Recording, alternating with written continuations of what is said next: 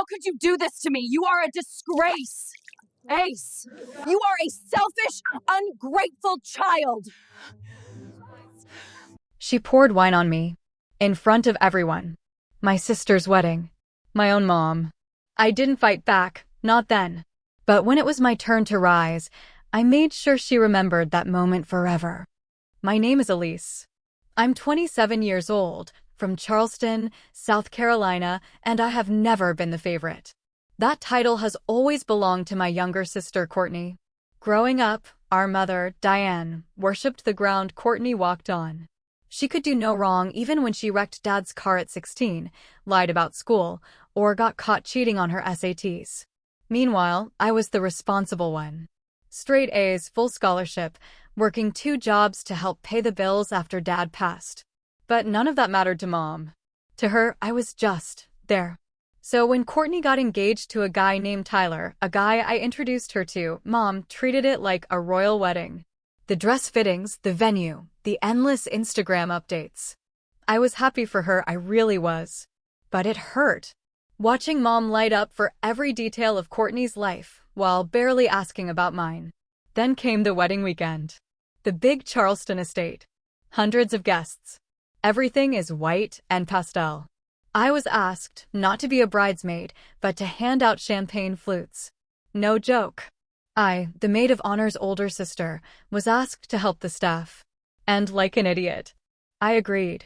I didn't want to cause drama. I didn't want to be that person. I thought maybe Mom would see that I cared, that I showed up, that I still loved this family. But I should have known better. Because what happened next would change everything. The sun was golden that evening, pouring soft light over the ivy-covered arches and white linen tables. I stood near the bar, dressed in a modest navy blue dress Mom had approved for me. It wasn't what I wanted to wear, but then again, nothing about this day was about me. The champagne glasses were sweating in the heat, and I quietly handed them to smiling guests as they arrived. No one noticed me, and if they did, they mistook me for one of the waitstaff. A few even handed me their coats. I didn't correct them. Then I saw her, my mom. Diane Worthington, in her shimmering gold gown, was gliding through the crowd like she owned the world. Her hair was perfect, her heels loud. She didn't even glance in my direction until she saw me talking to one of the caterers. Her heels clicked harder. Elise, she snapped, brushing past 2 guests to reach me. What are you doing? I was confused. Just helping out, like you asked. She looked around dramatically, then hissed through her teeth. You're embarrassing me. Before I could ask how, she snatched the wine glass from my tray, a full one, and without warning, poured the entire thing over my chest. I gasped. The cold liquid soaked through my dress. Red wine stained the blue fabric like blood. A slow silence fell over the courtyard. All eyes turned. My mouth opened, but no words came out. Mom didn't miss a beat. She smiled tightly at the crowd and said, loud enough for everyone to hear, I'm so sorry, everyone. My daughter just can't stop causing scenes, can she? She's always been like this. Drama, drama, drama. The guests laughed nervously. Some looked away. Others whispered. I stood there, dripping stunned. Courtney glanced at me from across the garden, her perfect curls, her perfect husband, and then she looked away. Not one person came to me. Not one hand on my shoulder. Not even a napkin. And Mom? She just waved for one of the servers and muttered, clean that up, like I was a spill on her carpet. I left before the ceremony began. I walked the long gravel path back to my car in that soaked, humiliated dress, my heels sinking into the dirt. I didn't cry. I didn't scream. I just drove home. Silent. But as I pulled away from that estate, something inside me shifted. A new part of me woke up. Not the obedient daughter. Not the invisible sister. No, the part that was remembered. The part that never forgets. The part that plans. Because if they thought that was the end of me, they were about to learn what real drama looks like. 2 weeks passed after the wedding humiliation. No calls. No texts. No apology. The red wine stains had faded from the dress, but not from my memory. The sting in my chest still burned every time I closed my eyes. But instead of spiraling, I focused that pain into something else, something sharp, something unstoppable. Work. I'd been building a small event planning business on the side for over a year, mostly birthday brunches and micro weddings. Quietly. Secretly. Away from my mother's judgment and my sister's constant one-upping. They never knew how good I'd gotten, how deep my contact list went, how popular my reviews were becoming, or how well I'd been saving. The venue where Courtney had her wedding, the Magnolia House, was the most sought-after estate in town. Ivy-covered stone, antique chandeliers, massive gardens with fairy lights that made every photo look like a magazine spread.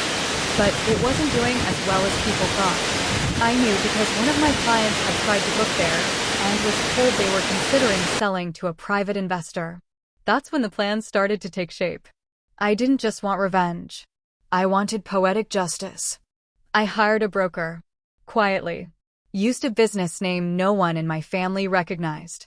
Moved quickly. Wired the money. And one crisp Monday morning, less than 8 weeks after my mother poured that wine down my front in front of 200 guests, I held the deed to the Magnolia House in my hand. I remember staring at my name in print, mine, not my mother's, and feeling a strange kind of calm. Not rage. Not satisfied. Just readiness. The staff didn't know me by face, which worked perfectly. I visited only once before renovations, installed new lighting, replaced the wine list, obviously, and made sure the bridal suite was remodeled. Then I waited. It didn't take long. 3 months later, a familiar name popped up on our booking calendar. Courtney Worthington. A last-minute emergency, venue change for a luxury bridal expo. She needed a stunning venue with a bridal suite, photo opportunities, and large guest capacity. And she needed it fast. She didn't even know I now own the place. I confirmed her booking. She sent over her design crew. And when the day arrived, I made sure I was waiting at the front gates. In my best suit, hair slicked back. Calm. Composed. As their black SUV pulled up, I saw the exact moment my mother's eyes met mine from the back seat. She froze. I smiled, the kind of smile that says I remember everything. They stepped out, confused, trying to play nice. Wait, Elise? Courtney asked, blinking. You work here? I looked her dead in the eyes. No, I said. I own it. For a moment, no one said a word. Courtney's clipboard slipped from her hands. My mother's face went pale, like she'd seen a ghost wearing the dress she tried to ruin. You own it? My mother finally stammered. I nodded slowly. Calmly. Every square inch. Courtney forced a nervous laugh. That's funny. You own this place? Elise, come on.